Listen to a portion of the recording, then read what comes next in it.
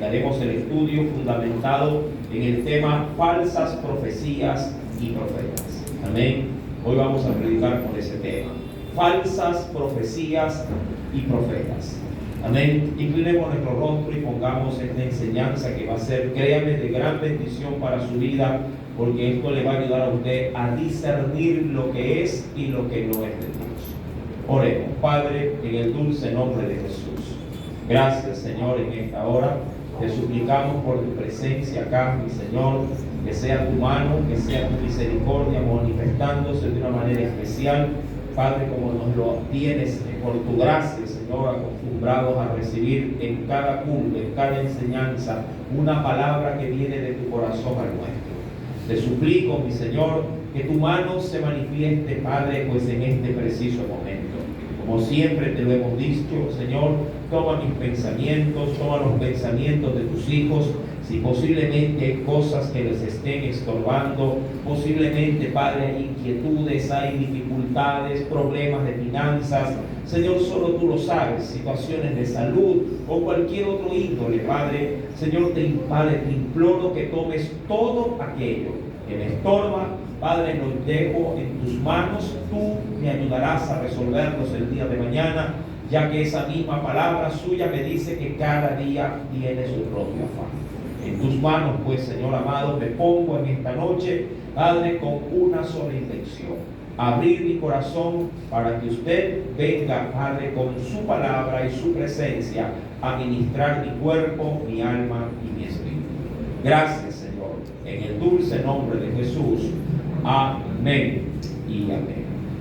Recuerden, hoy vamos a predicar por el tema falsas profecías y profetas.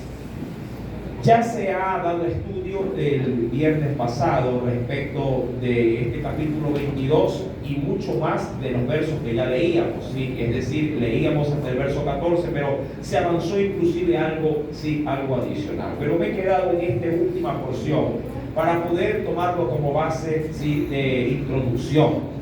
Usted reconocerá en el capítulo 22 que el rey de Israel, llamado Acab, había invitado a Josafat, rey de Israel en el sur, para hacer una coalición entre ambos e ir contra los sirios. Los sirios habían peleado 3 años antes contra el rey de Israel del norte, Acab, y el rey Acab le había vencido. Y ya vencido, no sé qué le pasó a Acab, que negoció con el rey de Siria y no lo mató, o por decirlo de otra forma, no lo eliminó por completo a él y a su ejército. Tuvo, diríamos, algo de consideración e inclusive quedaron como, entre comillas, buenos amigos. Con un compromiso de parte del rey vencido, es decir, del rey de Siria, de que éste le devolvería a Israel, a la región del norte, todas las ciudades o las regiones que el rey de Siria había, en este caso, pues había obtenido mucho más años atrás por la fuerza. Entonces, bajo ese compromiso se llegó a un acuerdo, una tregua, y ambos se fueron para su camino. El punto es que pasaron 3 años y en esos 3 años el rey de Siria incumplió todo lo que él había prometido. Ahí fue donde Acab se alía con Josafat, rey del sur, y establece una batalla para ir en contra de una de las principales ciudades que pertenecían en ese entonces a Siria, que era Ramot de Galaad. Esta región, llamado, era una región, diríamos, que por herencia dada de Dios en los tiempos de Josué, pertenecía a una de las tribus de Israel, pero que, insisto, por la fuerza se la habían arrebatado. Ahora bien, antes de ir a la batalla, antes de ir a reconquistar lo que le pertenecía a Israel, Josafat, siendo un rey mucho más buscador, por decirlo de alguna forma, de las cosas espirituales, le pidió al que estaba motivando la batalla, es decir, Acab, que antes de ir se consulte primero a Dios para ver si tenían o no su aprobación. Es desde ese preciso momento donde comienza la encrucijada, ya que para Acab, los profetas o la voz de Dios en el asunto era algo innecesario. Pero a petición de su colega, si el rey del sur accede y manda a llamar, dice la Biblia, a 400 profetas. 400. Sí, de los cuales, mi amado, un hombre llamado Sedequías era el principal representante de esos profetas. Mi amado, estos profetas no se los debería de mezclar con los que fueron muertos por el profeta Elías, hablando de los 450 profetas de Baal. Sí, y adicionalmente los 400 profetas de la diosa Acera. Todo ese culto y esos profetas habían sido erradicados, eliminados. Y al parecer en esos 3 últimos años se había levantado un nuevo, equipo ministerial dentro del área de la profecía para poder tener una participación activa dentro de la vida religiosa de toda la región, sobre todo del norte, ya que en el reino del sur tales profetas no tenían mayor validez porque allá se manejaba el sistema religioso de acorde al principio mosaico. Es decir, había el templo, habían sacerdotes y ellos eran los encargados, mi amado, de dirigir la parte espiritual en esa región. Entonces Josafat prefiere preguntar que irse con la duda a la batalla y venir avergonzado. Los 400 profetas, con este hombre llamado Sedequías a la cabeza, comienzan, mi amado, aparentemente a darle la profecía que Acab quería escuchar. ¿Y qué es lo que quería escuchar Acab? Que Dios estaba con ellos y que ellos saldrían más que vencedores, como hay una alabanza, es decir, cristiana, más que vencedores en Cristo Jesús. Entonces, hasta ese momento, todo parecía ser que tenía la venia de Dios. Sin embargo, Josafat, un rey que, insisto, se lo vio ampliamente la semana pasada, que era buscador de Dios, no quedó tranquilo con la respuesta de los 400. Más allá aún de las representaciones que hizo Sedequías, llevando inclusive 2 cuernos, posiblemente uno representando al reino del norte y otro al reino del sur, y que estaban hechos, mi amado, de manera improvisada en ese momento para darle firmeza a la profecía, diciendo así van a cornear al rey de Israel y lo van a hacer pedazo. Pero Josafat no se quedó tranquilo. Josafat dijo, mira, está bien lo que se dice acá, pero no habrá otro profeta. ¿No habrá alguien más que tenga, al igual que estos 400, visión de Dios para poder confirmar o corroborar lo que ya estos 400 dicen? Es como que si alguien, de pronto, a mi manera de ver, escucha a las masas hablar, todos de una misma cosa y todos de pronto corroborando que hay que hacer tal cosa, pero la persona que todavía no asimila bien el asunto dice, no, yo quiero escuchar esto, pero de alguien aparte de ustedes, alguien que sea objetivo, alguien que no tenga el agrado del rey, ni que el rey tenga agrado de él, sino que quiero a alguien imparcial. Y ahí es donde Josafat, el rey del sur, se detiene y le dice, ¿no habrá alguien más? El rey, visto, en aprietos frente a toda la situación, dice, sí, hay uno más.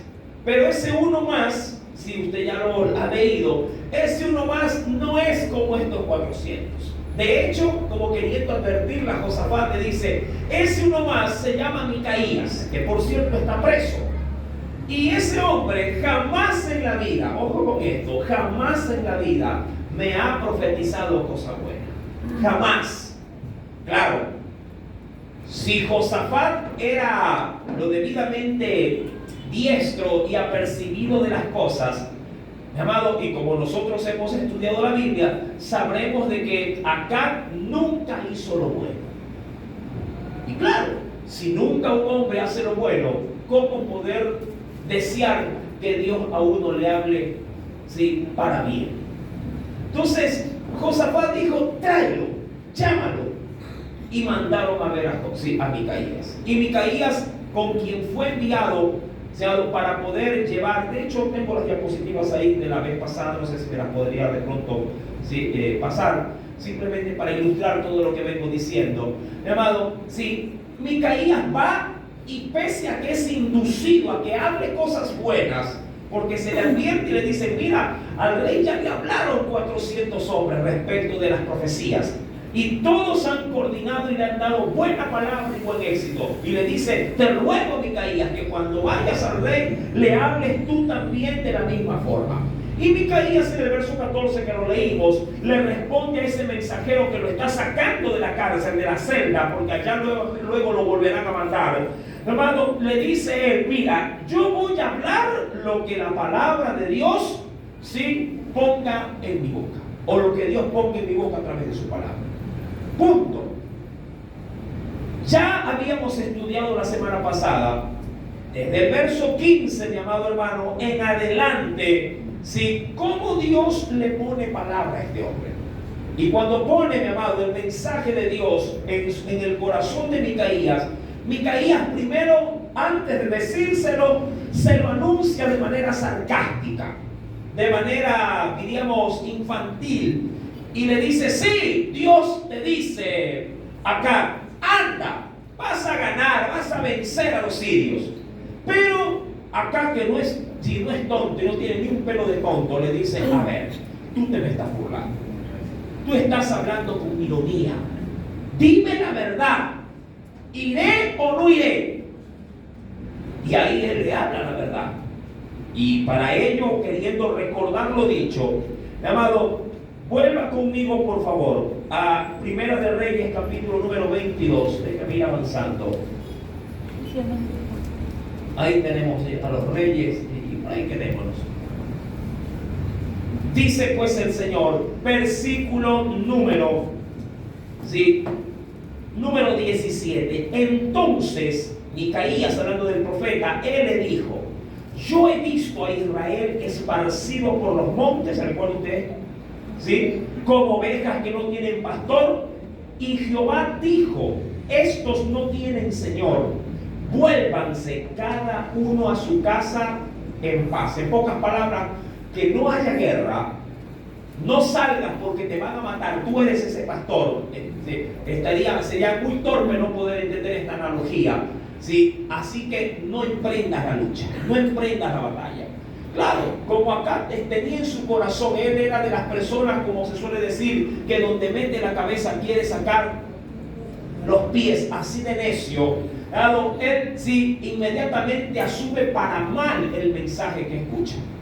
Versículo número 18 dice, y el rey de Israel le dijo a Josafat, ¿no te lo había dicho yo? Ninguna cosa buena profetizará él acerca de mí, sino solamente el mal.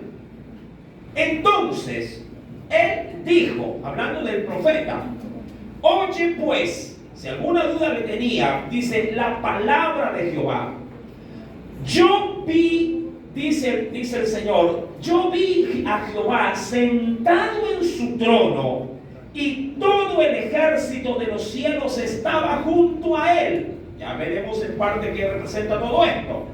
A su derecha y también a su izquierda. Y Jehová dijo, ¿quién inducirá? Sí, ojo con este término que breve lo estaremos viendo. ¿Quién inducirá a Acab para que suba y caiga en Ramón de Galaad?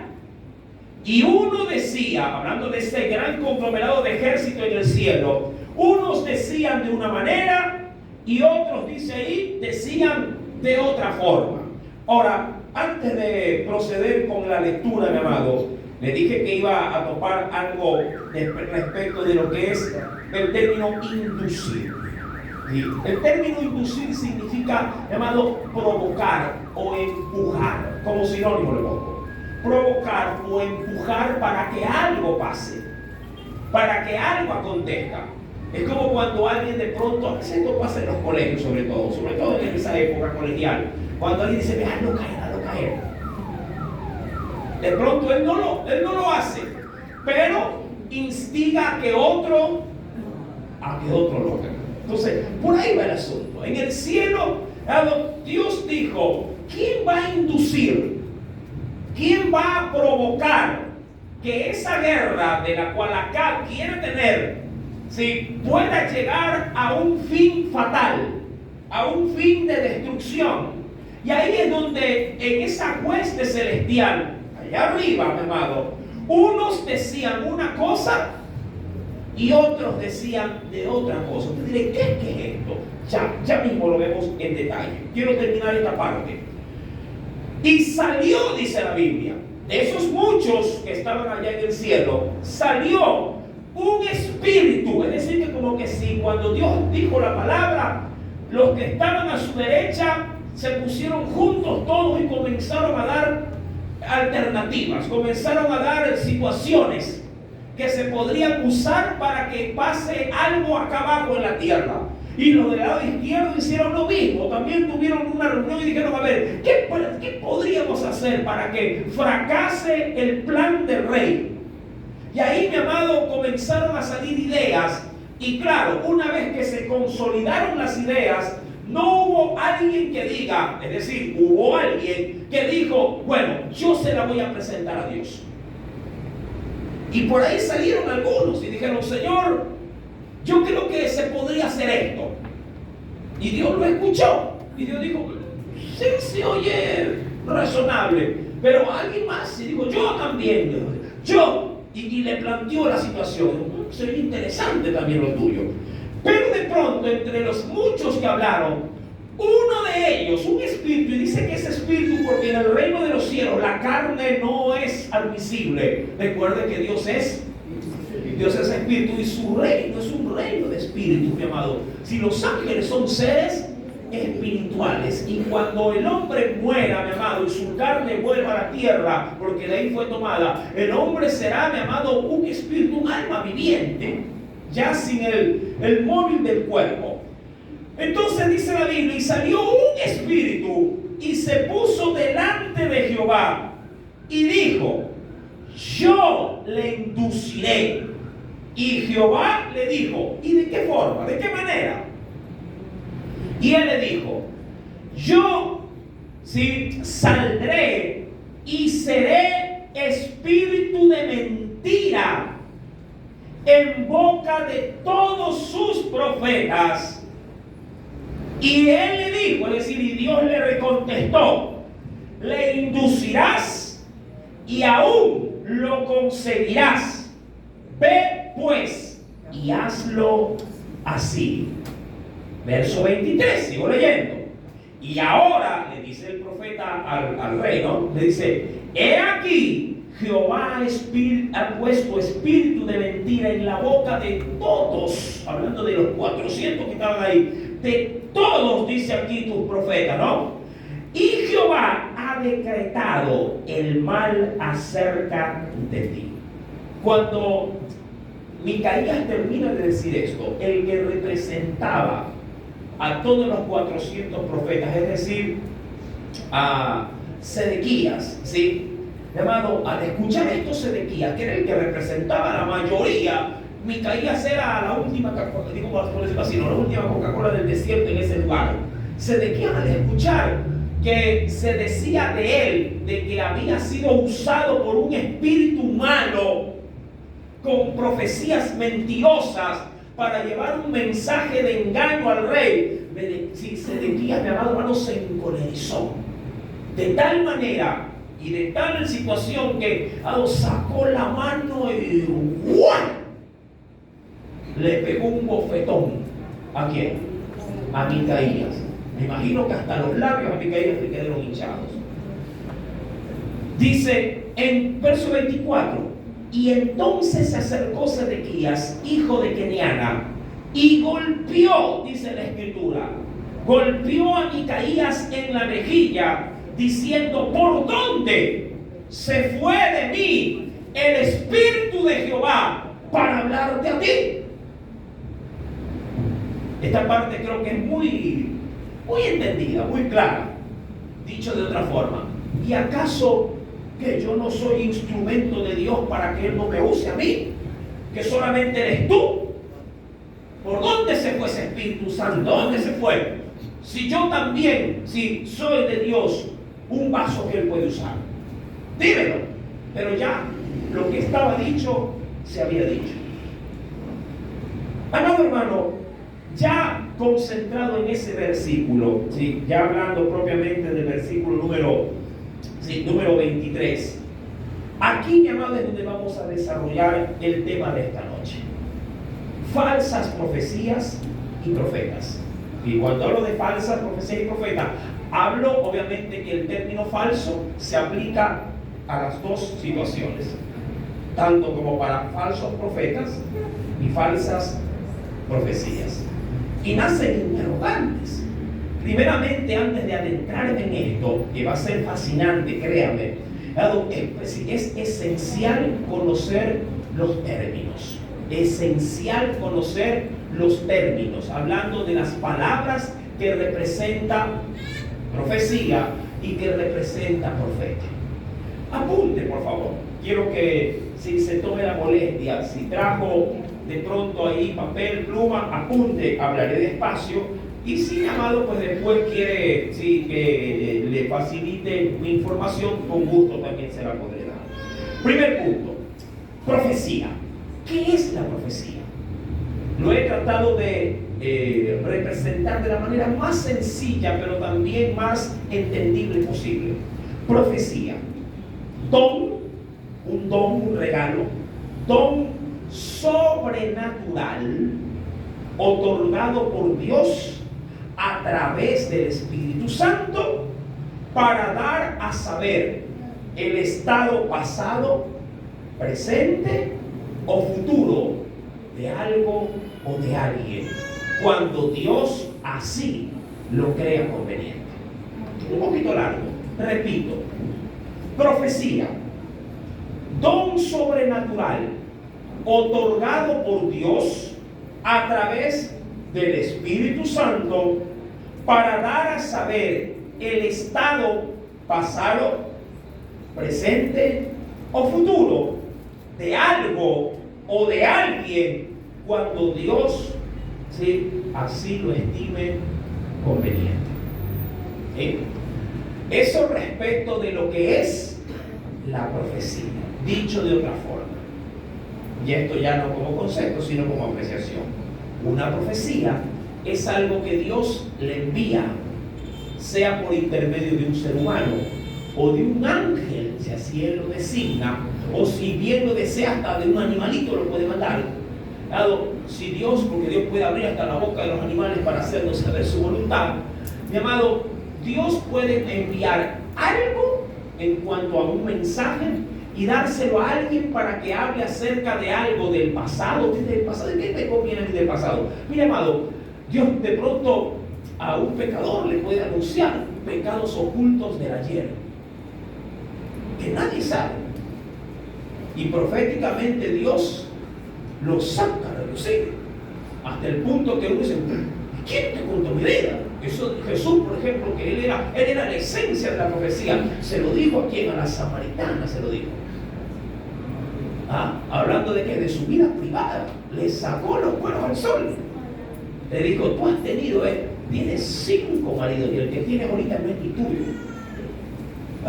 ¿Qué le dijo la mujer? Me parece que eres, ¿qué le dijo? ¿Por qué? Porque le había dado a conocer ¿qué cosa? ¿El presente o el futuro? ¿Qué le había conocido? 2 cosas le había dado: el pasado y el presente. ¿Me explico? ¿Qué decir de las cosas del futuro? Amado hermano, eso en cuanto a profecía. Profecía. Profeta. Esto es sencillo. Dícese del portador del mensaje de profecía. ¿Qué es el profeta? El portador del mensaje que Dios le envía a través de la profecía. Toda persona que lleva profecía es profeta. ¿Sí? Claro, hay profetas que se pueden escalonar o se los podría ubicar como en ejercicio propiamente de ministerio, y hay quien podría, mi amado, ser usado por Dios de manera esporádica como un mensaje de profecía. A veces usted no tiene el don o el ministerio profético, pero usted orando, mi amado, Dios en su misericordia quiere darle a saber algo sin tener usted de pronto el ministerio, y usted recibe ese mensaje. Dice: el Señor me está haciendo ver, hermano, que usted tiene que renunciar a un pecado. Entonces, Dios puede mandar también de manera sorpresiva a alguien que esté en comunión con Dios en oración. Pero la profecía, mi amado, elevada ya al Nuevo Testamento, forma parte de los 5 ministerios, ¿sí?, que Dios ha estipulado allá en la carta de Corintios a través del Espíritu Santo para la iglesia. Ahí estaba como ministerio, bueno, no ahondo en esto, el apostolado, el pastorado, mi amado, el asunto de la profecía, de los maestros, los evangelistas. Ahí está. Por otro lado, mi amado, ya teniendo en claro esto, ¿sí?, hasta aquí hay preguntas o dudas. Sí, estamos claros con esto, ¿no? ¿Qué es lo que es la profecía y lo que es un profeta? La profecía, el mensaje de Dios, ¿sí?, y el profeta, el instrumento que Dios usa para que se diga ese mensaje. Ahora, bíblicamente, llamado, esto, sí, hablando de la profecía, es algo vigente. Lo fue en el ayer, lo es en el hoy y es de validez para el mañana. En Proverbios capítulo 29, verso 18, anuncia el Señor en ese texto bíblico respecto de la profecía, ¿sí?, ya sabiendo lo que es y quién puede ser el medio que Dios use. En Proverbios 29, verso 18, mira, tanta importancia tiene la profecía que dice ahí el Señor: sin profecía el pueblo se desenfrena. Y utilizó un término, mi amado, bastante curioso. ¿Sí? Este término de desenfrenar siempre se aplicaba sobre todo a los animales, y hablando más bien de caballos y de burros. ¿Sí? Y ahí dice: sin profecía el pueblo se desenfrena, mas el que guarda la ley es bienaventurado. Ahora, por el contexto, hablando de la primera parte del verso, se asocia o se entiende que cuando el Señor dice que sin profecía el pueblo se desenfrena, se está refiriendo a qué cosa. En el Nuevo Testamento dice que esta es la palabra profética más segura, a la cual haremos bien en atenderla. La palabra de Dios es palabra por sí, en esencia toda ella es profecía. Profecía dada para el ayer, para el hoy y para el mañana. ¿Sí? Toda ella es profecía. Y quien la predica hasta cierto punto se lo podría ver como un profeta. Todo el que agarra esta palabra, la desona en el corazón y luego la transmite a otro, podría ser considerado también como un profeta. Claro, no como ministerio, pero sí como un proclamador de la palabra profética que es la Biblia. Hasta aquí, ¿todo está claro? ¿Está claro, mi hermano? Mire que he dado 3 puntos esenciales. Ahora bien, vamos a lo medular. A lo medular. Mi amado, reconociendo estos principios, ¿cómo comprobar la veracidad de la profecía? ¿Cómo poder estar seguro como para poder decir lo que se me ha dicho, o lo que Dios me mandó a decir a través de fulano o de sutano, o lo que Dios me acaba en este momento de hacer sentir en el corazón, que creo que viene de Él, creo que es una palabra para mí, una palabra profética para mí? ¿Cómo poder estar seguro de que lo es? Porque, ojo, si yo, mi amado, malentiendo el mensaje, o si yo digo que es, pero en realidad no es, porque yo desconozco qué es lo que pueda estar pasando en los cielos, ¿sí me entiende? Porque aquí se ha leído algo que todavía no toco. Antes de que la profecía llegara a los 400 profetas, algo había pasado en el cielo. ¿Qué había pasado en el cielo? Dios había convocado a todos, ¿sí?, sus ministros espirituales. A Dios había convocado, mi amado, como lo dice la Escritura en Primera de Reyes, capítulo número 20. Jehová dijo: ¿quién inducirá acá para que suba y caiga, ojo, y caiga en Ramón de Galaad? Y unos decían de una manera y otros decían de otra manera. ¿Pero qué? Pero recordando que en el verso 19, Dios estando en su trono, sentado, junto a él había convocado a todo el ejército, dice allí, de los cielos, los cuales estaban unos a su derecha y otros a su izquierda. Y aquí va lo de asombrar. Y tú vas a decir, no lo puedo creer. Y créelo. Amado hermano, el hecho de que Jesús haya publicado o haya exhibido en la cruz derrotada las huestes infernales, esto no implica de que Satanás y todos sus ángeles caídos hayan sido tumbados o excluidos, ¿sí?, de estar en presencia de Dios. Ya en el libro de Job, no voy a adentrarme en ese estudio porque eso ya fue motivo de estudio en su debido momento cuando se realizó este libro. Ya cuando se estudió el libro de Job, usted, mi amado, creo que habrá de recordar de qué manera y de qué forma Satanás, sí, el mismo Satanás, se presentó un buen día delante, como así lo acostumbraba, se presentó delante de Dios juntamente con los ángeles del cielo.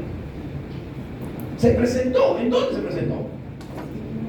Allá arriba en el cielo. Se presentó como para decirle al Señor, sí, aquí estoy para rendirte cuentas. Y en una de sus tantas entradas y salidas al reino de los cielos, mi amado, porque recordemos esto, Satanás, si bien es cierto, tiene pecado en sí, mi amado, Satanás sigue siendo un ser espiritual. Un ser espiritual. Bíblicamente, cuando Satanás será completamente, diríamos, alejado del reino celestial, eso, solo para darle el indicio, acompáñeme al libro de Apocalipsis.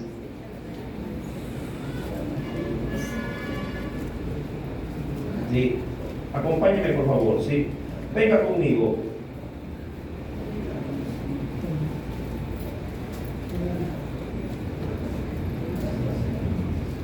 En el capítulo número 12. ¿Está bien? Cuando aquí por primera vez se dice en Apocalipsis, capítulo 12, verso 9, luego de una gran batalla que todavía no se lleva a cabo, se la llevará a cabo.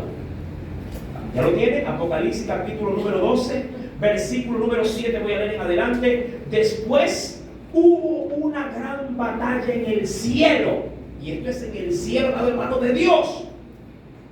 Miguel y sus ángeles luchaban contra el dragón, y luchaba el dragón, justamente ¿quién estaba a favor del dragón?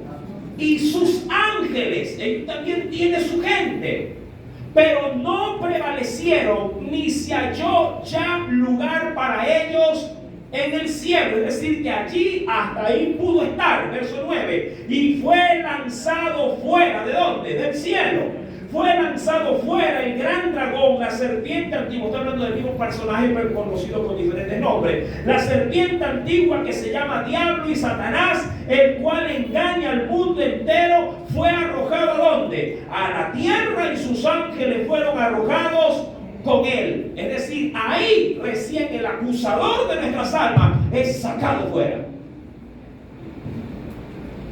Y una vez que cae en tierra, aquí dice, mi amado, allí en el versículo número 12 del mismo capítulo 12, por lo cual, como el diablo ya no está allá, dice, alegraos cielos, pero los que moráis, dice aquí, perdón, y los que moráis en ellos, y ahí dice, ay de los moradores de la tierra y del mar, porque el diablo ha descendido a vosotros con gran ira, sabiendo que tiene, ¿y cuánto tiempo tendría? Más o menos 7 años. Para ser totalmente encadenado y aprisionado por 1000 años, y luego seguiremos estudiando. Venga los domingos en la noche para que se entere más. Pregunto, ¿hay alguna duda, hermana Betsy? Sí, en esta parte, cuando Jesús murió, Él ganó y supuestamente ya el diablo ya no tenía acceso al cielo. Amén. Pero yo Sí. digo, ¿será otro tipo de cielo? ¿O fue arrojado? No sé, o sea, porque Él ganó, pues. Jesús ganó la pelea. Y la ganó. Y o sea que ahorita el diablo está subiendo, está haciéndose delante del Padre, delante de Jesús, en las almas y todo, como si nada. A ver, aquí hay algo especial que debemos de reconocer en el plan de Dios, antes de adentrarnos y sin alejarnos del tema. Todo lo que Jesús obtuvo en la cruz, hermano, permanece. Y quiero ser claro y objetivo en esto. Todo lo que Jesús ganó en la cruz permanece, es decir, está firme. ¿Qué ganó Jesús con su muerte? Dice la Biblia, por ejemplo, en Gálatas, Efesios, que Dios venció la muerte. ¿Venció o no venció la muerte? ¿Sí? ¿Y por qué me muero? Cada día más. Hasta el punto en que me van a enterrar. ¿Por qué se murió su hermano, su mamá, su tío, su sobrino? ¿Por qué se sigue muriendo la gente? Venció la muerte, pero el pecado. No, Jesús venció la muerte en su totalidad. Por eso venció la muerte, pero con la muerte nosotros tenemos la posibilidad, a través de Él, de tener la vida eterna. Exactamente. Así como entramos a razonar de que morimos físicamente por el pecado, de la misma forma seremos levantados de entre los muertos. ¿Pero cuándo? ¿Cuándo? ¿Cuándo? Cuando Cristo venga por su iglesia. Jesús venció a Satanás, claro, pero ¿cuándo se hace efectivo ese cheque? ¿Cuándo? Cuando el Cordero de Dios venga con sus ángeles y lo ate y lo mande 1000 años al abismo, ahí atado. Mientras tanto, así como el pecado, que todavía está en todo su apogeo, Satanás también lo está. Si todas las huestes infernales de manera tajante hubiesen, amados, sido totalmente detenidas con la muerte de Jesús, entonces, mi amado hermano, de ahí en adelante el hombre ya no hubiese tenido el inducirse a sí mismo para ofender a Dios. Pero ese cumplimiento, digamos, ya tajante, estará plenamente oficializado, sobre todo en Apocalipsis 12:9, cuando sea arrojado Satanás de los cielos. ¿Por qué lo vence Miguel? Porque Miguel es más poderoso que Satanás. Ambos tienen el mismo rango, el mismo oficio, pero con Miguel está el Cordero. Satanás ya no tiene la cobertura de Dios, por eso es arrojado. Pero dirán algunos, ¿pero por qué Dios lo permite? Bien podría haber sacado ese perverso de entrada. Amado, no nos olvidemos de un principio que rige aquí en la tierra y también rige allá en el cielo. Este principio es un principio, diríamos, inamovible, del cual Dios es el que lo estrenó. Dios es soberano. Dicho de otra forma, para un ser humano, Dios tiene libre albedrío, y yo también. ¿Eh? Y Dios, mi amado, no resiste al libre albedrío, pero sí castiga cuando mi libre albedrío es usado para el mal. Ahora, ¿cuándo lo quiere Él castigar? Eso está en la mente y el corazón y la soberanía de Dios. Por si por nosotros fuera, si el pecador viola en este momento a un hijo suyo, que muera ahorita, si por nosotros dependiera. Pero Dios, dice la Biblia, es paciente, no queriendo que la gente muera, sino que todos. En su soberanía, Dios ha establecido un día para poder arrojar a Satanás. Pero ya la victoria fue proclamada por Jesús en la cruz. ¿Sí? Como insisto, como la muerte ya está clavada. ya está destruida. Y nosotros por la fe en su debido tiempo también la venceremos. Amén. Preguntas aquí, dudas sin salirme de lo que estamos, del cómo reconocer profetas y profecías falsas. Hasta aquí, ¿está todo claro? ¿Ah? Digo esto, mi amado, para entender así como entendíamos cuando se estudió el libro de Job. Porque ahí también Satanás se presentó conjuntamente con los hijos de Dios. Y este escenario es el mismo, es idéntico. Cuando Dios, mi amado, está en su trono, convoca a todos sus huestes celestiales. También se metió ¿quién por ahí? ¿Quién? Satanás, o lo que es igual, sus demonios, sus ángeles también entraron con él.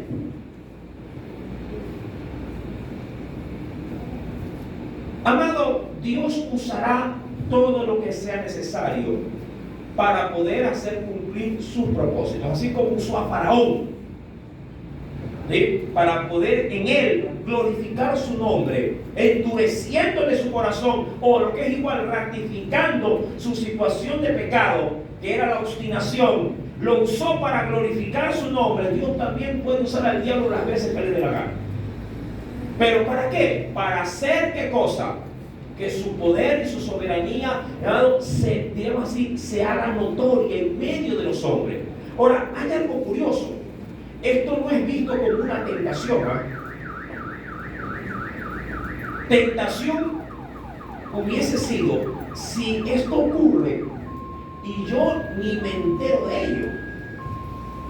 Pero a este rey se le hace saber qué es lo que está pasando.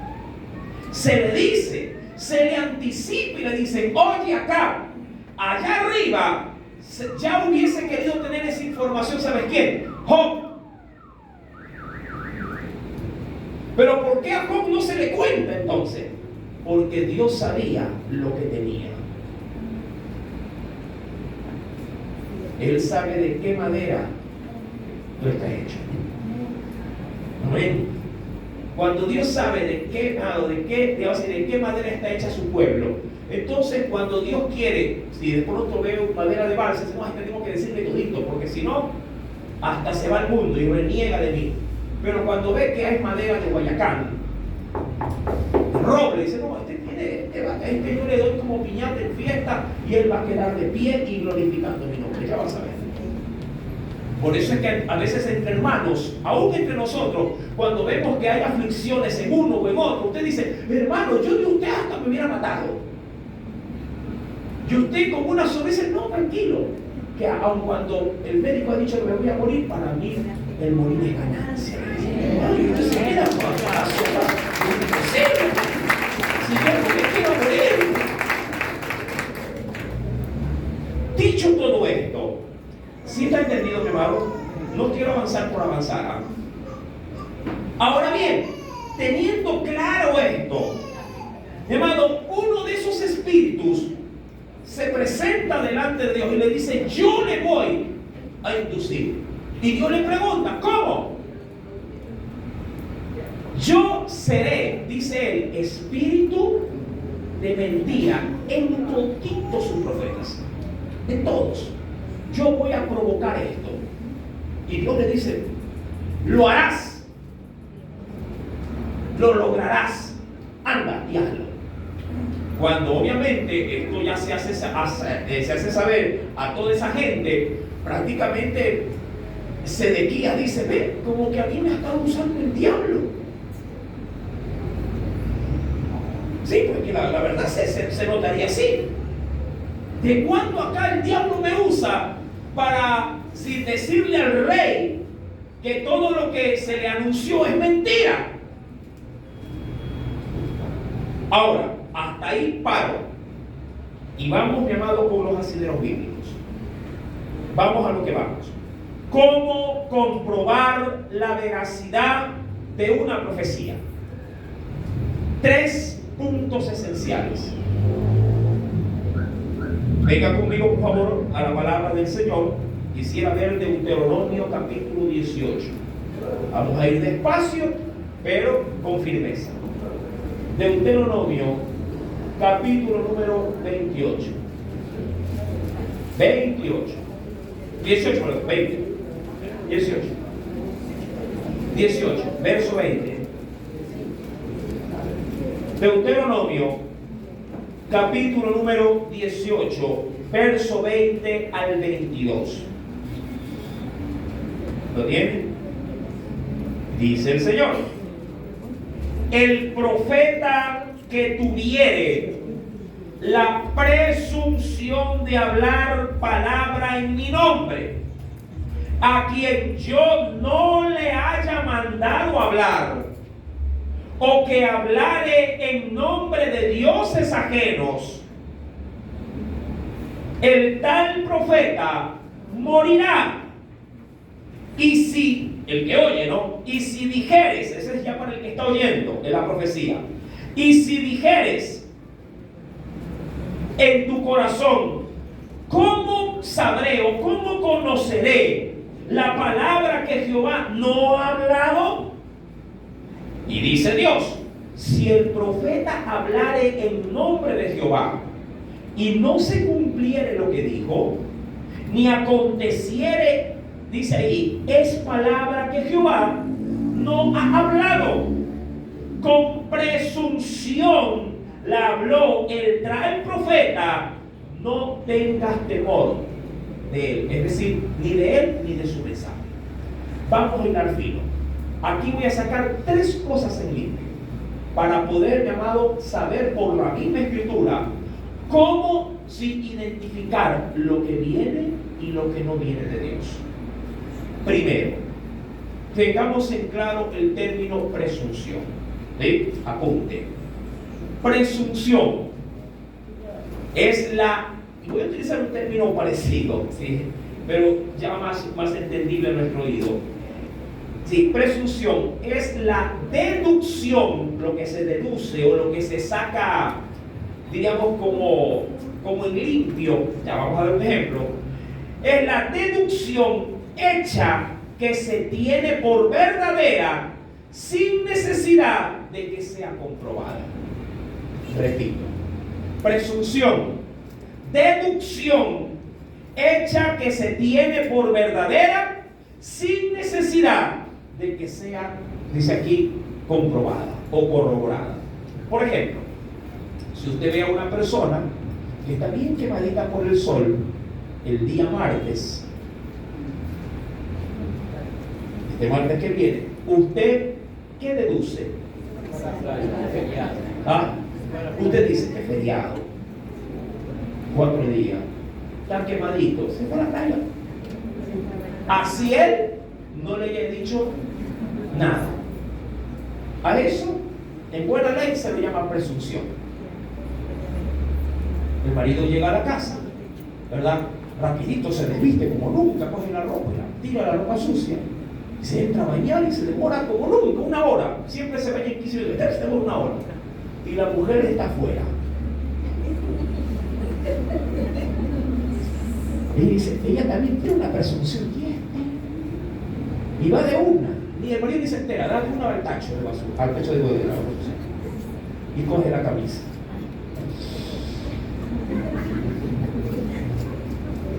Otra vez, este perfume no lo uso yo. Y comienza a revisar puño, cuello de camisa y encuentra una manchita. De achote que le cayó con él. Dice, este se fue a comer y no me llevó. Ella deduce eso, ¿no? ¿O no? ¿Qué deduce ella? Es ahí la presunción. Y usted no está pidiendo que se lo comprueben, ni que se lo digan o que alguien le venga a corroborar. Usted inmediatamente lo da como que si fuese algo hecho. Entonces, Dios, y quiero ya adentrarme como primera parte, ¿sí?, dentro de las tres. ¿Cómo, mi amado hermano, yo puedo verificar que una profecía viene del Señor? Su origen. Se dijo como concepto de profecía. ¿Qué se dijo como concepto de profecía? ¿Qué es la profecía? ¿Qué cosa era? Dones de regalo dado. Es un mensaje, pero que tiene como su origen, su gestación, venir de quién? De Dios a través de su Espíritu. Es lo primero que yo debo de entender. El origen. ¿De dónde viene el mensaje? Yo sé que esto es algo muy contradictorio porque como yo no estoy en el corazón de la persona que me lo dice. Pero yo sí debo, mi amado, sí ponerle 3 interrogantes a lo que se me dice. 3. Yo debo poner 3 interrogantes a lo que se me dice. Primero, ¿quién me está dando el mensaje? ¿O a quién Dios está usando para darme el mensaje? ¿Me explico? Son 3, mi amado, razones esenciales para yo poder estar seguro de que ha sido Dios y no el arroz con menestra que se comió en la noche. Dice el Señor: el profeta que tuviere la presunción de hablar en mi nombre, o a quien yo no le haya mandado, dice allí, hablar. Amén. Mi amado, esta primera parte es la que yo debo de considerar como fuente de toda profecía. Esta palabra, mi amado, puede ser, hablando de la palabra de la profecía, puede ser manipulado de manera presunciosa. La presunción tiene, mi amado hermano, diríamos un mal estigma, que por lo general suele empujar a los seres humanos, o quisiera decirlo de esta forma, a la iglesia que aparentemente se ha manifestado en otras oportunidades, el don de la profecía, tiene, mi amado hermano, de pronto ahí su falencia, en que bien podría ser manipulada por el profeta. ¿Y por qué razón? Por la presunción. La presunción, mi amado, siempre tendrá cierto tipo de afinidades que podrían llegar a cambiar el mensaje. No lo sé, mi amado. Hay mucha gente que se deja llevar de manera muy emocional, siendo de pronto un buen siervo de Dios, pero en algún momento también uno como persona se desconecta del Señor. No digo de la fe, sino que se desconecta, mi amado, digo yo, de esa comunicación que Dios quiera dar, e interviene la presunción de uno. No lo sé, mi amado. De pronto en un culto de ministración puede ser que muchas cosas sea Dios hablándole a una persona y en la otra pura presunción del ministro. En ese sentido, mi amado, por eso primero yo debo de, antes de aceptarla, debo de filtrar. Y digo, a ver, ¿esto de quién vino? Por lo menos descarto cosas que se pueden descartar. El vaso que Dios está usando es un vaso que Dios puede usar. Y ojo, hay muchas cosas que tienen sus reglas, sus excepciones. ¿Que Dios puede usar un total inconverso para darle una profecía? Sí, claro que sí. Claro que sí. Pero no estoy hablando de las excepciones. No estoy hablando, amado, de esas cosas que Dios podría hacer 1 en 1000. Estoy hablando, sí, en esta noche, de lo que generalmente se suele tomar como referencia para poder reconocer si la profecía viene realmente de Dios. Estoy hablando de las generalidades, no de las excepciones. Dios puede coger a un niño para hablarme. ¿Sí? Dios puede coger a un inconverso para hablarme. Pero esas son excepciones. Y no estoy hablando de las excepciones, sino de la regla general. Y en la regla general, mi amado, el origen me da a mí una base o una primera base de escalón donde yo me subo para decir, está bien, este hombre yo lo entiendo y lo reconozco como un hombre o como una mujer que viene de Dios. Muy difícilmente, mi amado, ya hablando en la humanidad, propiamente como seres humanos que somos, y que vemos el buscar y el no buscar de la gente, que alguien que nunca, mi amado, se identifica con el cuerpo de Cristo, nunca tiene una cena, nunca es dominguero o de pronto cada 15 días aparece por el culto y viene aquí de manera emocional, le da como la pataleta y comienza a hablar. Y yo dudaría, no digo que no lo creería, pero dudaría que Dios utilice un vaso que Él sabe y que uno al ver el fruto del vaso, porque eso sí, la Biblia dice que a los árboles se los conoce por su fruto. Dudaría que si tenga un origen divino. Yo digo, una presunción, Dios. Pero claro, yo no la resisto tampoco, no la niego, la recibo, me lo dice, lo medito y luego lo comparto. Y eso formará parte del proceso. Pero por lo menos si el vaso está sincronizado con el cielo, yo digo, Señor, esto creo que viene de ti. Primera regla. Segunda regla. No solo debo de concentrarme en su origen. La Biblia dice que también debo de, filtrarlo por su eficacia. ¿Hablando de qué? Si la profecía viene de Dios, debe cumplirse. Y aquí se caen el 80 o el 90% de los profetas.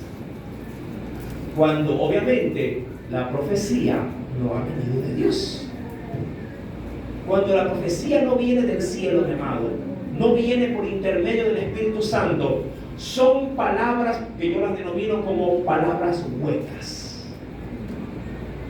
Que hablan, se mueven, saltan, brincan, hablan en lengua y las interpretan, profecía por aquí. Si pasan 100, hay 100 profecías, una para cada una.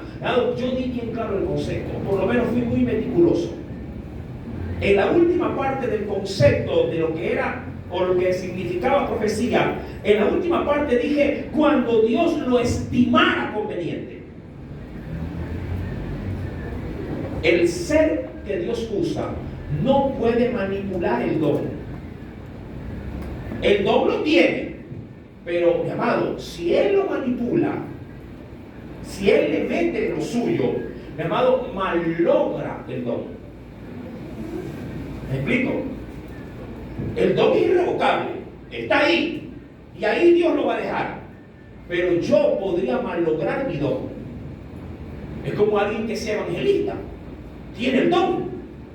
Hay gente que tiene don de evangelismo, pero cuando yo comienzo a meter más lo mío, más lo humano, más la sapiencia, que dejarme gobernar por el Espíritu Santo para que sea Él el que redarguya a la gente y no mi sabiduría, entonces yo malogro, y cuando hago el llamado no veo el fruto, porque he malogrado, he puesto mi mano en eso. ¿Sí me hago entender en esta parte? Entonces cuando la profecía está de pronto ministrando y yo comienzo con la presunción, segundo, hermano, el que la recibe tiene que pasar la profecía que se le dio bajo su cumplimiento o su ineficacia. Si Dios me ha dicho algo que se va a cumplir, pasan los días, pasan las semanas, pasan los meses y no se cumple, digo, Señor, esto no venía de ti. Cuando fue tiempo de pandemia, hoy la profecía había por todo lado.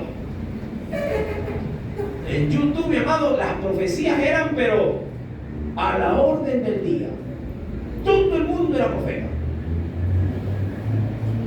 Sin embargo, mi amado, así se profetizara lo que se profetizara, el mal le cayó a la iglesia y la zarandeó hasta la base, hasta los huesos. ¿Verdad que fue así? Que haga esto, que ponga la pestañita, que agarre una vela, que úngela, que va a haber oscuridad y de aquí no vamos a quedar sin comida. Profecías hubieron, pero para regalar al gusto de cada persona. Que Dios le mostró un siervo que exprima 2 limones, que exprima 5, el otro dice no, que se exprima 1, el otro que no le ponga limón. Entonces, yo digo, wow, el Espíritu de Dios cambia de parecer a cada rato. Y no era. Se cumple, ha venido de Dios. No se cumple, Dios estuvo con la boca callada. Presunción. Amén. Primero, su origen. Segundo, su cumplimiento, su eficacia. Si se cumple lo que se dijo, así yo no lo haya creído, me tocará por la fuerza creerla. ¿Me explico? Si yo digo, no, eso debe ser de Dios, eso no es de Dios. Ok, que me van a robar, apenas algo me roban. Ay, si ha sido de Dios. O los más escépticos dirán, coincidencia, hermano, coincidencia. No, eso no es coincidencia. Ahí hubo providencia divina. Se cumplió. ¿Cómo poder rebatir, amado, algo que Dios lo ha ya hecho? Y tercero, aquí hay algo sumamente delicado que debe de ser considerado, mi amado hermano, créame, con toda la importancia de vida. En el mismo texto, sin sacarlo del contexto, mi amado, se nos dice, el que hablare, dice en el texto, estamos en Deuteronomio 18, verso 20 en adelante, dice, ¿no? Llego a la parte donde nos dice, el que hablare en nombre de dioses ajenos, terminará diciendo, el tal profeta. Y aquí esto me deja una gran interrogante. ¿Cómo poder decir que un profeta está hablando en nombre de alguien que no es Dios? Aquí ya sale la presunción. Aquí entra, mi amado, justamente de lo que se dice en el libro de Reyes, capítulo número 22. Aquí alguien fue inducido, y no alguien, 400, con uno principal a la cabeza, Sedequías. Fue inducido, mi amado hermano, por algo o por alguien que no era un Dios verdadero, era un Dios ajeno. Y aquí entramos obviamente en un mundo espiritual. Un espíritu maligno o un espíritu malo puede enviar profecía por medio de un hombre o una mujer de Dios. Sí, puede. Está duro. Ahora, ¿qué dice la Biblia? Para esto, mi amado, acompáñeme por favor y vamos al primer libro de Timoteo, capítulo 4. Yo le dije que esto iba a estar muy importante, ¿sí? En la primera carta a Timoteo, capítulo número 4. ¿Lo tiene?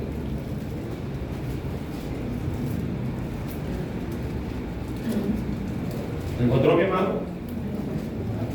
Capítulo número 4, sí, el primer versículo. Ponga mucha atención en esta lectura, porque es necesario comprenderla tal cual como está escrita. Dice el Espíritu Santo, verso 1.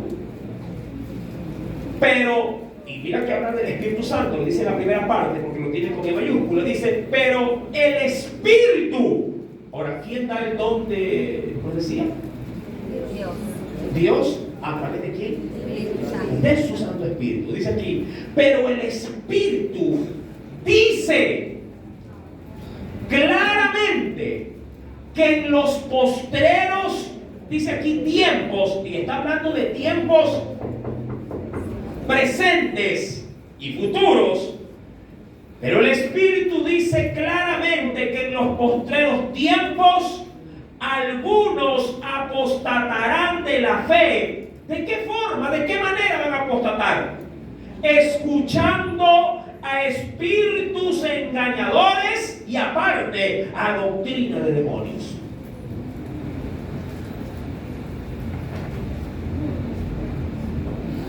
En ambos casos, finales de este determinado tienen la misma influencia, el maligno.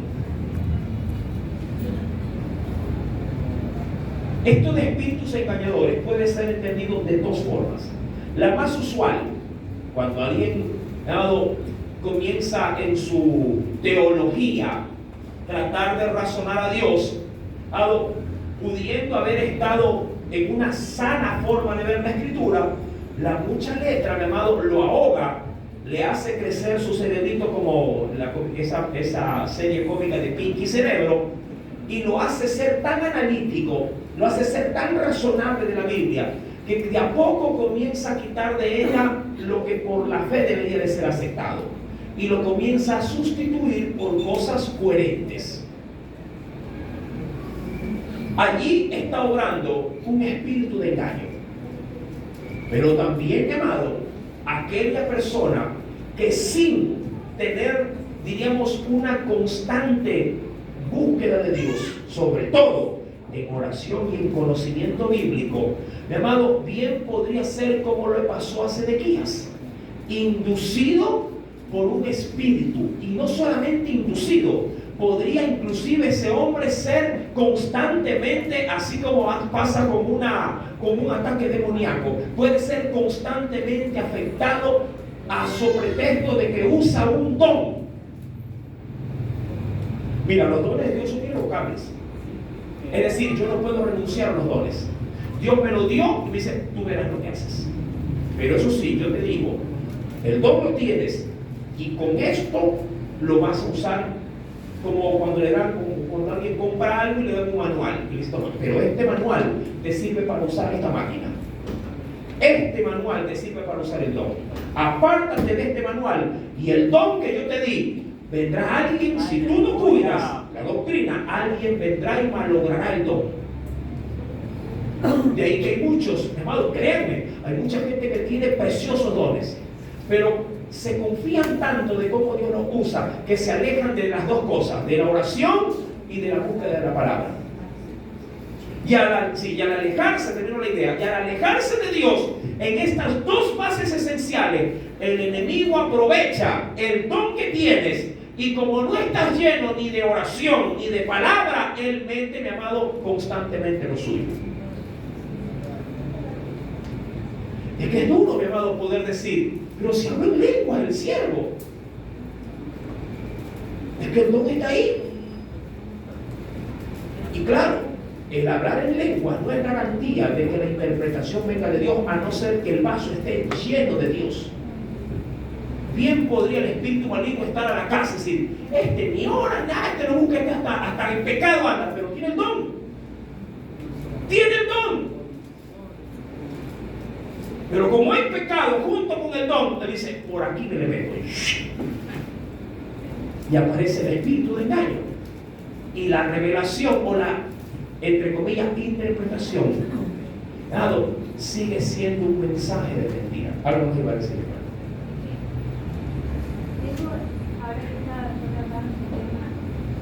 Yo tengo una duda que una persona que me dio a mí, se sentó al lado mío y prácticamente me dio una profecía. Un mensaje. Yo Sí. entrar se la pedía no de nada, simplemente me dijo, ¿no? Entonces, pero esa persona no es ni cristiana, de hecho, pues, es un familiar mío que no se dedica a la farmacia. Entonces yo podría interpretar eso que vino de dioses ajenos, porque en realidad todos, y en ese momento que ella me lo dijo, ni siquiera se lo creí, pero ella me dijo, tú vas a tener un hijo varón, y eso sucedió después de 6 años, sin yo estar preguntando, no sé, como en aquella época yo no quería ni de hijo, pero ni siquiera digo, no se lo creí, en realidad no se lo creí. Pero ya ahorita hago este recuento y que estamos hablando de este tipo de cosas, o sea, la duda de mí es, ¿de dónde vino la profecía? Ya, correcto. Si todo se cumplió, pero quien me la dijo no tiene las características de las cuales uno podría decir, que podemos creer. Claro. Pero yo empecé, de hecho, anunciando esto, haciendo como primera observación la referencia de que no estoy hablando de las excepciones, sino de las generalidades. Sin embargo, hay algo que no he topado, pero que vale de pronto el comentario de mi hermana para poderlo mencionar. No confundamos espíritu de profecía o don de profecía con adivinación. Eso es otro ámbito en todo caso, pero que también, mi amado, se puede manifestar. Así como el Espíritu Santo tiene dones de diversidad de usos y formas, también en el reino del maligno hay dones. Los brujos, de hecho, mi amado, buscan a Satanás para recibir esos dones. Ellos a su vez, como lo hace la iglesia, uno mientras más busca de Dios, quiere en Dios recibir mayor cantidad, diríamos, de dones, por decirlo de alguna forma. También, mi amado, en el ámbito espiritual de maldad, también se da gratificación. No quiero ver como esto, como gratificaciones a los leales servidores de Satanás. Ahora, no digo tampoco que el pariente sea diabólico, por si acaso. Pero, insisto, Dios, si quiere hablarnos de manera excepcional, obviamente, si se cumple, yo le daré la gloria a Dios. Gracias, Señor. Gracias, Señor. Alguien me dijo esta semana, mano, quiero que venga a orar, dice, porque mi hijo cada vez que ve una sombra se me muere alguien en la familia. Yo ahí aduco, no, esto no es de Dios. Pero sin embargo, el maligno, mi amado, sí manifiesta también su poder. Y posiblemente, ella ha hecho esto pasando por 3 oportunidades y los 3 se han muerto. Mi hijo veía una sombra y a la semana enfermo y ¡pum! Moría. Y hace como 4 años veía y ¡pum! Murió. Y ahora, sí, no hace mucho, hace por ahí más y ¡pum! Murió. Ahora ha visto otro y estamos en zozobra. ¿Quién va a morir ahora?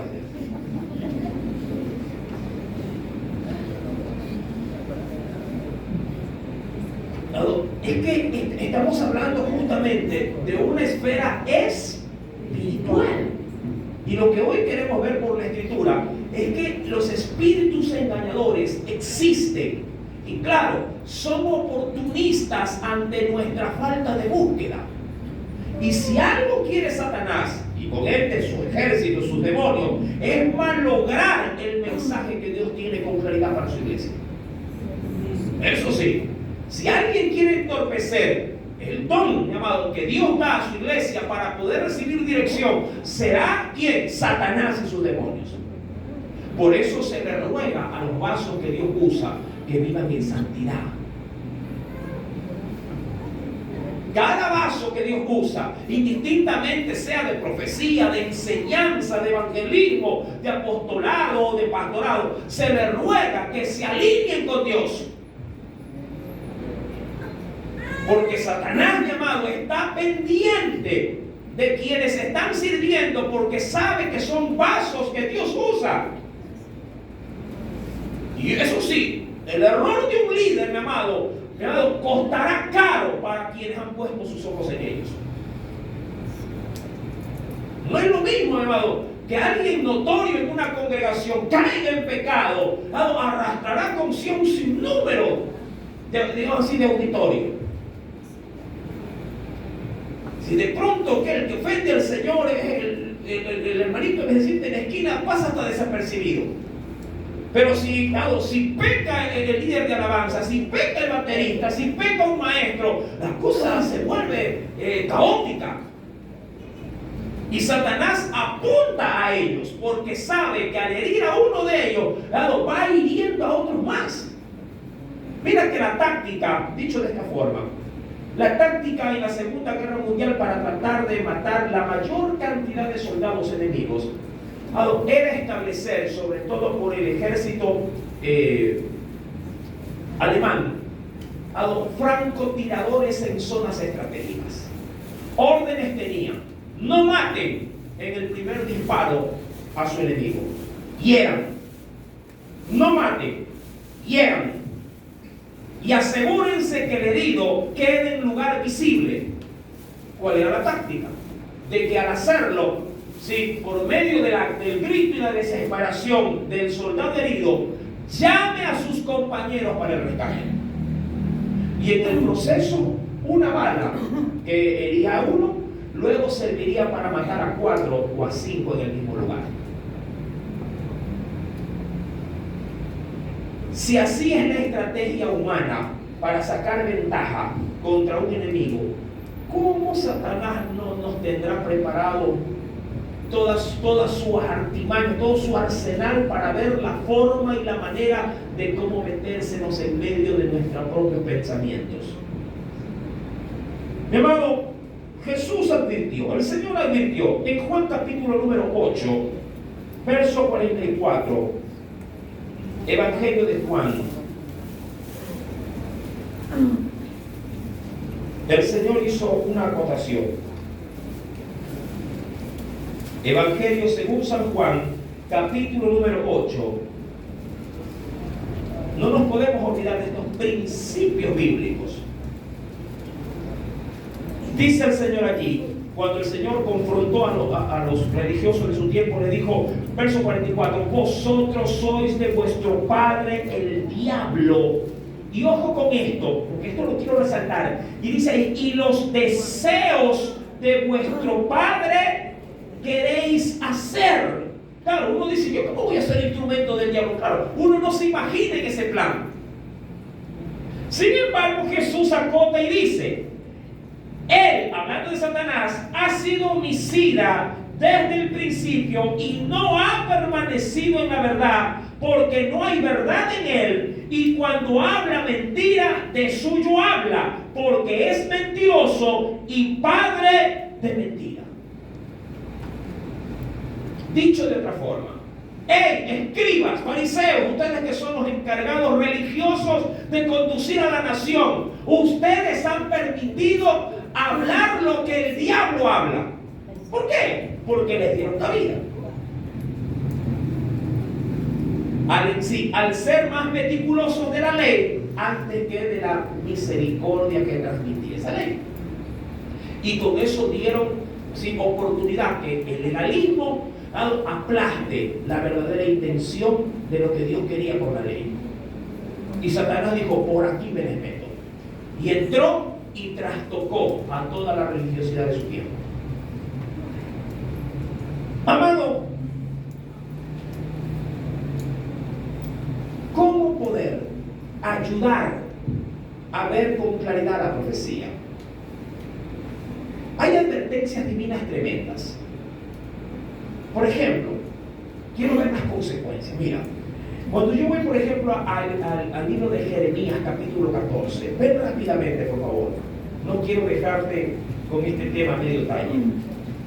Cuando yo voy a Jeremías, capítulo número 14, Jeremías, luego brincamos rapidito a Ezequiel también, pero vamos con Jeremías, capítulo 14. Mira cómo el Señor, al ver que la cantidad de profecías falsas, mi amado, era como el orden del día.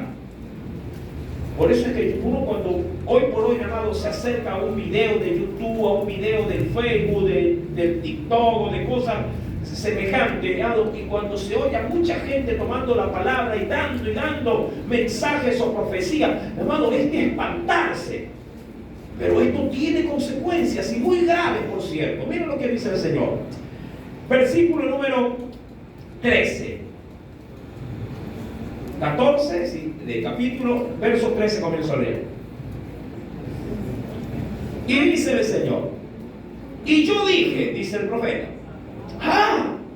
Señor Jehová, he aquí que los profetas les dicen, aquí Jeremías como que hablando con Dios y diciendo al Señor, yo hablo tu palabra, pero los otros profetas le dicen todo lo contrario de lo que yo les digo. Y claro, como ellos son mayoría, rechazan lo que yo digo. Dice, Señor Jehová, he aquí que los profetas les dicen, no veréis espada. Como cuando decían acerca de la pandemia. No veréis espada, no habrá hambre entre vosotros, sino que este lugar os daré paz verdadera. Y mira, me dijo entonces Jehová, veamos, falsamente profetizan los profetas en mi nombre.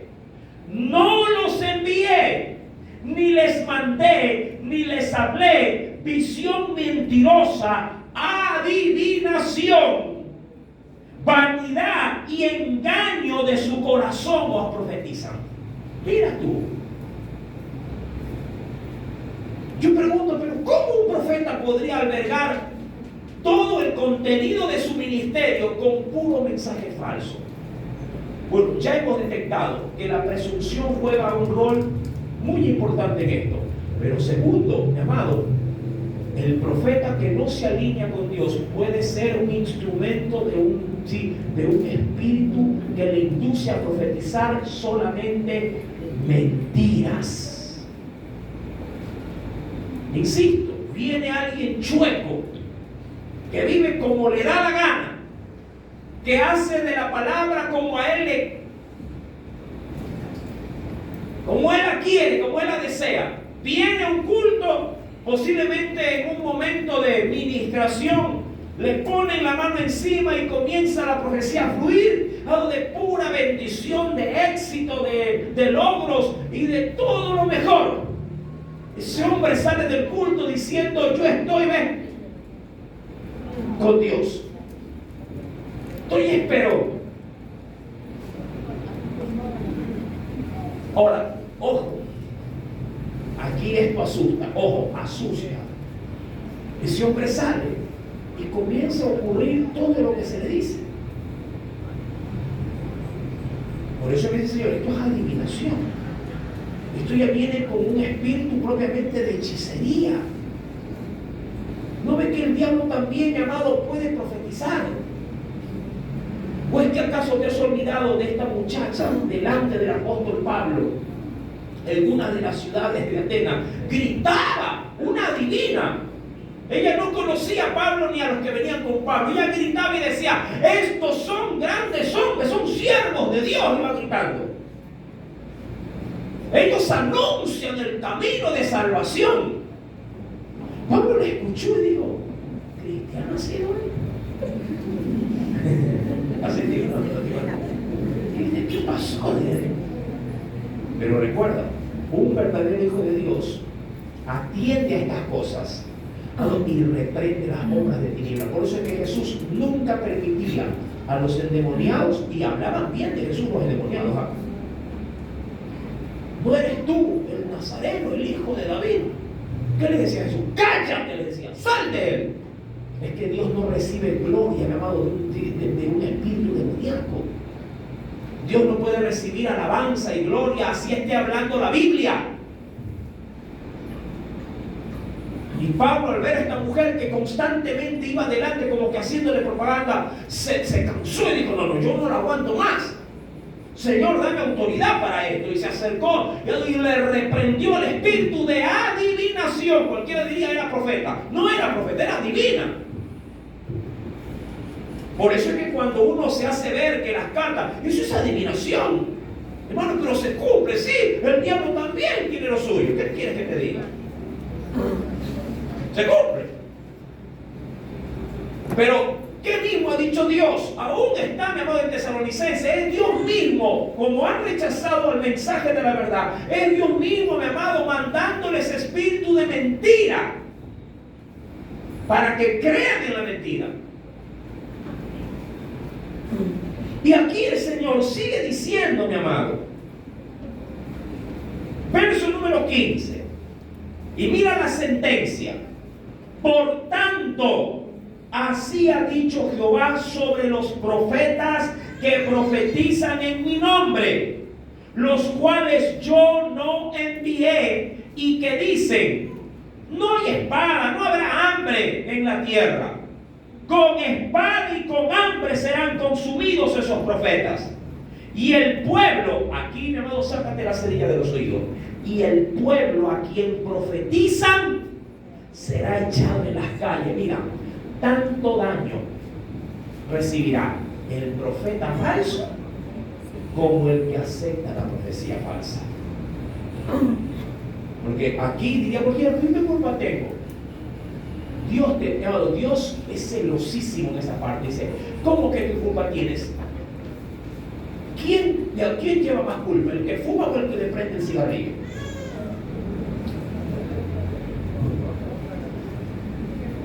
Pero yo no estoy fumando. ¿Por qué existe profeta falso? Y en gran cantidad. ¿Por qué? Porque hay mucha gente, mi amado, que quiere el mensaje de Dios revelado de manera fácil. Y andan buscando.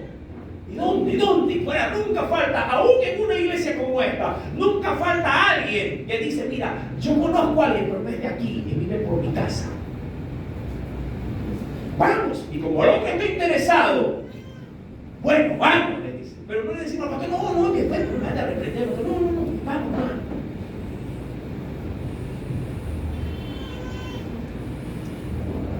El pueblo a quien profetizan será echado en las calles de Jerusalén por hambre y por espada, y no habrá quien los entierre a ellos, a sus mujeres, a sus hijos y a sus hijas, y sobre ellos derramaré su maldad. Por andar buscando ¿qué cosa? Palabra. Venga conmigo rápidamente también, mi amado. Quisiera ver algo en Ezequiel capítulo número 13. Libro del profeta Ezequiel, capítulo número 13. ¿Lo tiene? Sí. Ezequiel, capítulo número, sí, más adelante de Jeremías, ¿no? Jeremías, Lamentaciones y el de Ezequiel. Capítulo 13, verso número 6 al 9. ¿Lo tiene? Mira lo que el Señor les adelanta. Vieron, hablando de aquellos que tienen visiones y sueños y andan interpretando a todo el mundo. Dice, vieron, dice, vanidad. Y vuelve a aparecer este término. Y adivinación mentirosa. Dicen, ellos dicen, ha dicho Jehová, y Jehová no los envió. Con todo, esperan que Él, eso sí, porque hay gente que es bien confiada. Y dice, esperan que confirme la palabra de ellos. ¿No habéis visto vana, dice aquí, visión vana? ¿No habéis dicho adivinación mentirosa? Pues que decís, dijo Jehová, no ha hablado yo, dice aquí, no habiendo yo hablado. Por tanto, así ha dicho Jehová el Señor: por cuanto vosotros habéis hablado vanidad y habéis visto mentira, por tanto, he aquí, yo estoy contra vosotros, dice Jehová el Señor. Más adelante, ¿qué más nos dice? Estará mi mano contra los profetas que ven vanidad y adivinan mentira. No estarán en la congregación de mi pueblo, ojo con esto, ni serán inscritos en el libro de la casa de Israel. Prácticamente Dios los está, ¿qué cosa? Los está cortando. En pocas palabras, mi amado, para este tipo de personas, mi amado, Dios lo va a sacar de su gracia. Ni a la tierra de Israel volverán. Y sabréis que yo soy Jehová. Hay algo especial. En 2 de Corintios, y quiero terminar con esto, mi amado. En 2 de Corintios, capítulo número 11. Mira que el Nuevo Testamento no es ajeno, mi amado, al gran peligro al que podríamos estar expuestos por estos asuntos de profecía, que yo le llamaría como profecía inducida. En 2 de Corintios, capítulo 11,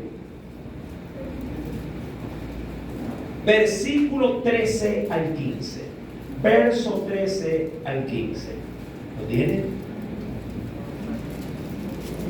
2 de Corintios, capítulo 11, verso 13 al 15. Dice el Señor: porque estos son falsos apóstoles, obreros, ojo con esta parte, obreros fraudulentos, que se disfrazan como apóstoles de Cristo. Porque eso sí, hoy por hoy un apostolado, dicen por allí, yo no lo he constatado, que tienen los 5 ministerios.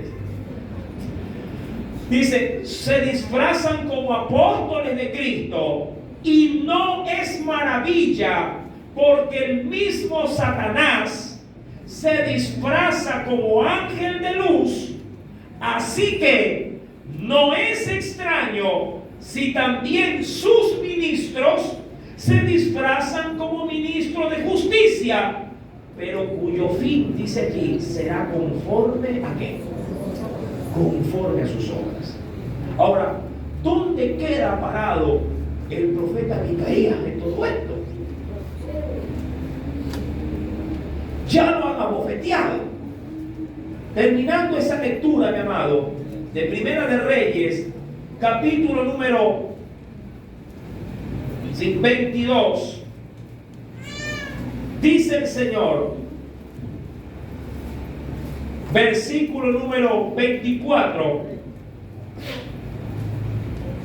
entonces se acercó Sedequías, hijo de Keniana, y golpeó a Micaías en la mejilla, diciéndole: ¿por dónde se te fue de mí el espíritu de Jehová para hablarte a ti? Y Micaías le cayó a golpe al profeta, ¿no? Dice, y Micaías respondió y le dijo: he aquí, tú lo verás en aquel día, cuando te irás metiendo de aposento en aposento para esconderte. Entonces el rey de Israel dijo, ¿a quién? Al oficial que lo había mandado a ver: toma a Micaías y llévalo a Amón, gobernador de la ciudad, y a Joás, hijo del rey, y dirás así: así ha dicho el rey, echad a este en la cárcel y mantenerle con pan de angustia y con agua de aflicción. Es decir, darle de comer un pan y una copa de agua sin partido por la mitad en el día. Y dijo Micaías, mira, este es importante. Terminando el verso 27, dice: y dirás así, ha dicho el rey, echad a este en la cárcel y mantenerle con pan de angustia y con agua de aflicción hasta que yo vuelva. Mira, acá fue un poquito presuncioso. Yo voy a ir y a volver. 400 profetas me han dicho que voy a obtener la victoria y voy a regresar en paz, dijo él. Y Micaías le dijo: si llegas a volver en paz, Jehová no ha hablado por mí. Enseguida dijo: oíd, pueblos todos.